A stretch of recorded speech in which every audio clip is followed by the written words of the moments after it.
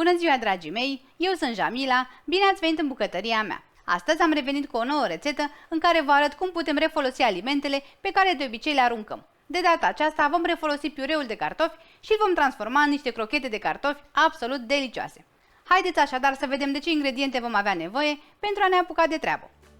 Ingrediente. Pentru compoziție vom avea nevoie de 150 de grame de făină, 600 de grame de piure de cartofi rece din frigider, 2 fire de ceapă verde, o jumătate de ardei iute, 200 de grame de cașcaval tăiat în cubulețe mici, o legătură de pătrunjel, un ou, o lingură de boia dulce, o lingură de ierburi aromatice, 3-4 căței de usturoi, sare și piper.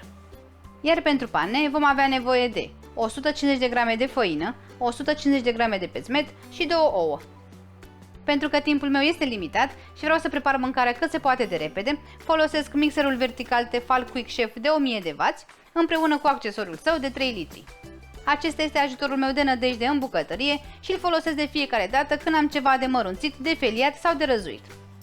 În acest accesoriu voi pune pentru început ceapa verde, am aici 2 fire de ceapă verde, o jumătate de ardei iute, pe care le puteți omite dacă nu vreți ca aceste crochete să fie și iuți.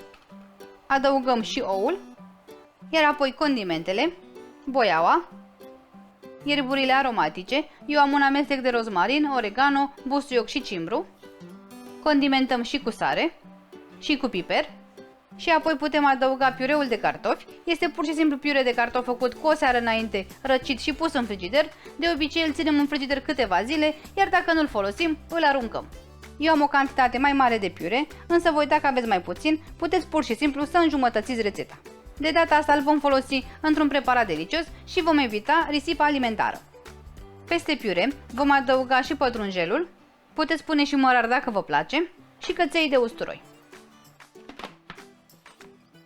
Pornim mixerul și mărunțim foarte bine totul cât să obținem o compoziție omogenă.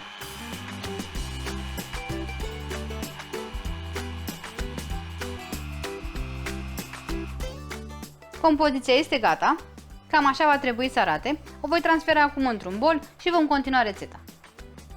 Peste această compoziție voi adăuga făina și voi amesteca foarte bine totul.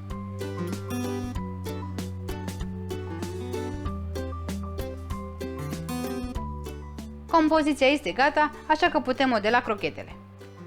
Pentru a modela crochetele, am pus făina, pețmetul și ouăle în câte o farfurie. În continuare voi bate cele 2 ouă.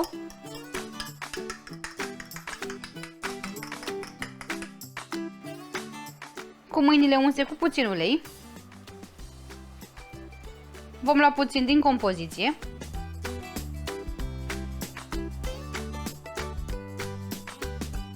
În mijloc vom pune o bucățică de cașcaval și vom forma o biluță.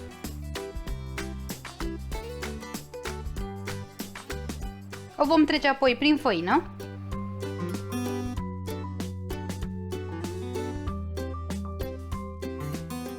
Apoi prin ou.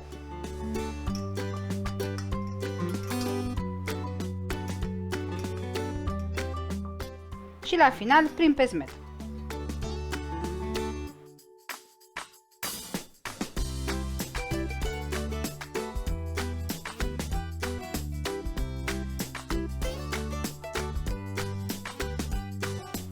O punem pe un platou și continuăm. Luăm din compoziție cu mâinile unse cu ulei. Aplatizăm. În mijloc punem o bucățică de cașcaval. Îi dăm o formă de bilă. O trecem prin făină. Apoi prin ou și prin pețmet.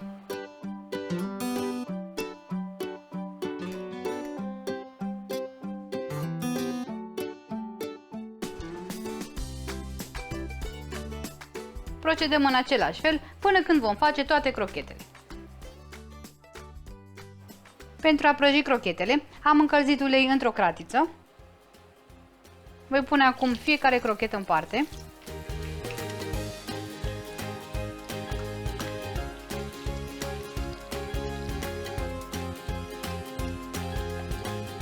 Și le voi prăji pentru aproximativ 3-4 minute sau până când devin crocante.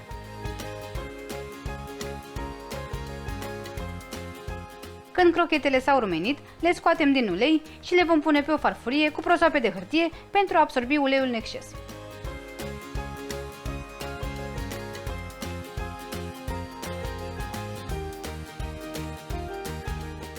Vom continua în același fel până când vom prăji toate crochetele.